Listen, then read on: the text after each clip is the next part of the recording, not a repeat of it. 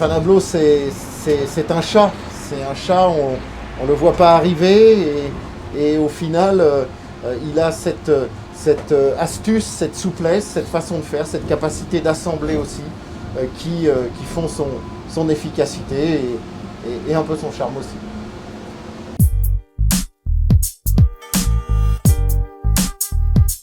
François Werner, c'est un personnage assez mystérieux parce que quand on s'y attend pas, il crée une surprise. C'est-à-dire qu'il est capable d'avoir ces moments de colère, je dis pas de caprice, mais où il a son caractère et il peut savoir dire non, rester dans son coin et au moment où on s'y attend pas, il va tendre la main. Et il a l'intelligence, malgré les divergences qui existent, de toujours regarder les convergences qui pourront exister. Ça, c'est une qualité évidente. Le pouvoir de le redonner à la population qu'on représente, c'est-à-dire que voilà, c'est pas un pouvoir qu'on s'approprie, c'est un pouvoir qu'on partage. Moi, j'aimerais avoir le pouvoir de faire en sorte que les contraires, que les gens, que les personnes puissent réussir à s'écouter, même quand les points de vue sont divergents. C'est un pouvoir qui a tendance plutôt à baisser.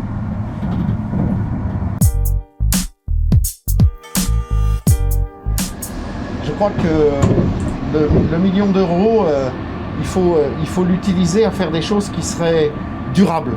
Et donc, je l'utiliserai certainement à investir pour l'avenir. Et dans le cas de Villers, je crois que je l'investirai pour construire une nouvelle école, puisqu'on a quelques écoles qui sont un peu vieillissantes. Un bâtiment, c'est idéal et c'est ce qui va se passer. Intergénérationnel, multiservice. Donc plus comme dans les années 70 où les gens sont cloisonnés dans leur habitat, où l'économie est de l'autre côté, où l'école encore de l'autre côté. Le pouvoir d'être vraiment ensemble, favoriser le dialogue, notamment par des structures qui le permettent.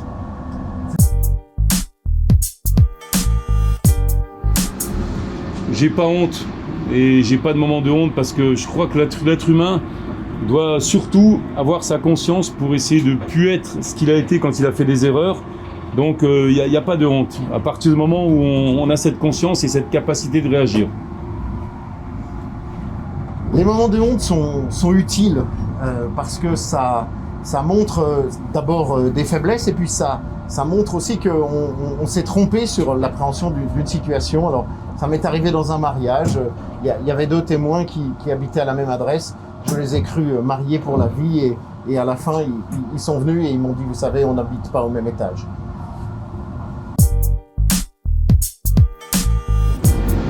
En humour toujours, je crois que je n'ai jamais su être sérieux, mais l'humour, comme disait Bergson, c'est la façon de regarder d'une autre façon des choses sérieuses. Quand je suis sérieux, ça fait rire les gens. Quand je veux les faire rire, ça paraît grave et sérieux, donc je veux dire, l'un va pas sans l'autre et c'est tant mieux si ça fait passer les choses essentielles.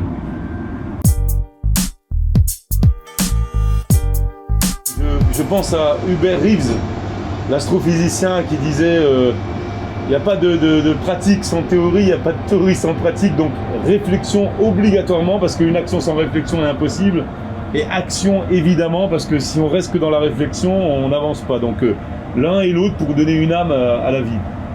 Les gens qui réfléchissent courent un tout petit peu les rues, les gens qui agissent sont plus rares. Donc l'exercice, c'est d'être capable de prendre les bonnes réflexions, que ce soit d'ailleurs les siennes ou celles des autres, et de les transformer en actes.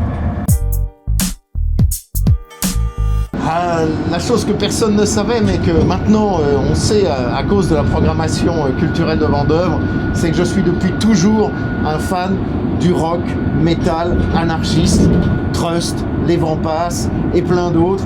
Les paroles me dérangent, mais qu'est-ce que c'est bon. Pour ceux qui me connaissent, j'ai toujours été assez, pas sectaire, mais bien cloisonné à gauche. Mais l'avenir de la gauche qu'il faut réinventer, c'est de pouvoir travailler aussi, pas avec la droite, avec les territoires et ceux qui les représentent. Donc voilà, c'est moi-même, je me découvre cette capacité à rester moi-même, mes racines, à pouvoir travailler avec d'autres, même s'ils sont différents. Et c'est l'exemple de François aujourd'hui. On est côte à côte et on n'a pas le choix parce que de toute façon, on est démocrate. Donc on représente nos populations. Je vais serrer des mains, donc je continue à faire de la politique parce que tout est politique. Mais attention, la politique au sens où on l'a détournée, usurpée, c'est pas celle à laquelle j'aspire. Pour moi, la politique, c'est la vie de tous les jours. Et tout le monde fait la politique. Le dimanche matin, c'est rituel. Depuis près de 50 ans, c'est football boulevard des Aiguillettes. Et quand malheureusement les obligations municipales ou autres m'en empêchent, je suis malheureux.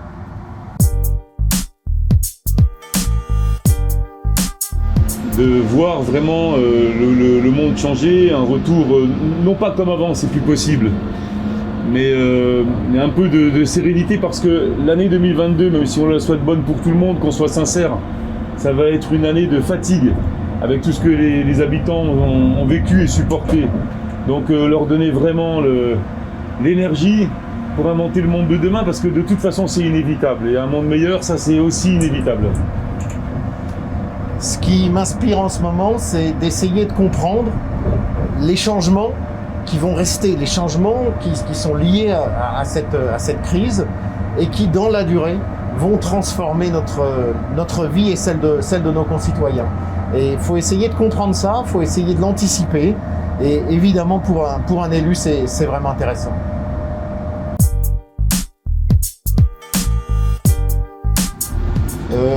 Optimiste, même si ça n'est pas forcément la plus grande des qualités pour un élu de territoire, parce que je pense qu'il faut aussi regarder la réalité en face, il faut aussi comprendre la difficulté. Donc l'optimisme me sert pour tirer, pour aider, pour actionner les sujets les plus difficiles et les personnes les plus en difficulté.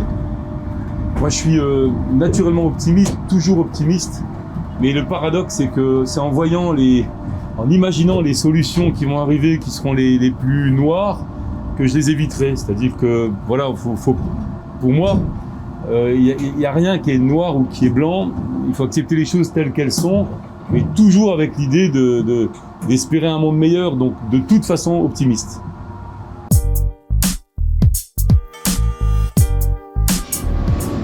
J'aime bien Orelsan, j'aime bien Jul, j'aime bien Naps, j'aime bien les artistes actuels parce que je refuse de me cloisonner dans l'ancien, même si l'ancien reste éternel. On ne peut pas oublier Brel, Ferrat, etc. Je chante très mal sous la douche et ailleurs, mais en ce moment je chante Eric Clapton, l'album enregistré pendant le confinement, c'est une merveille.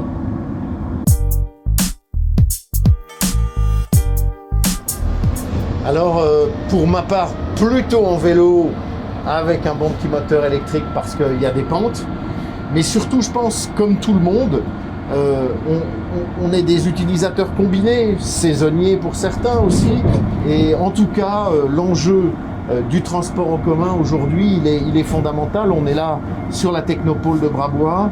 Si on ne parvient pas à mettre plus de personnes venant travailler ou descendant d'ailleurs de Vendeuvre et de Villers pour aller travailler elles aussi ou étudier, on s'en sortira pas. Donc bien sûr que l'enjeu premier il est aussi sur les transports en commun.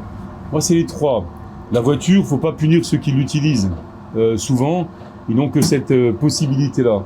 C'est à nous de créer une alternative et ça s'appelle la transition. À pied, c'est indispensable. C'est la santé, c'est le bien vivre, c'est la mise en exercice du corps et on en a besoin.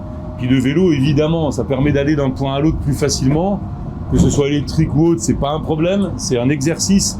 En même temps, c'est économique et c'est écologique. Mais que les uns et les autres se respectent parce que ça fait partie d'un même monde avec une évolution, évidemment, moins de pollution. Mais il faut y arriver, il ne faut pas l'imposer, il faut le construire avec les usagers.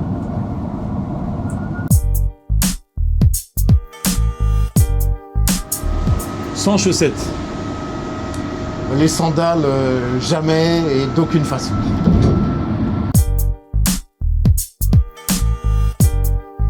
Ça m'inspire, c'est un personnage haut en couleur que j'ai eu la chance de rencontrer à Vendeuvre et qui a scellé aussi un petit peu, ça a été une de nos manifestations communes avec Stéphane, la concrétisation du travail qui est engagé depuis longtemps entre Vendeuvre et Villers sur l'ensemble du territoire et sur ce que nous avons en commun.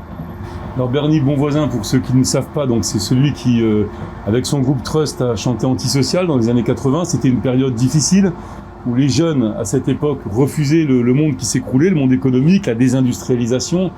Il y a une petite divergence, moi, comme lui est un peu anarchiste, ou libertaire du moins, dit toujours restez en colère. Il n'a pas tort, mais dans la vie, on n'est pas que en colère, tout n'est pas une fatalité comme les chansons qu'il a interprétées. Moi, je crois qu'il faut aussi construire.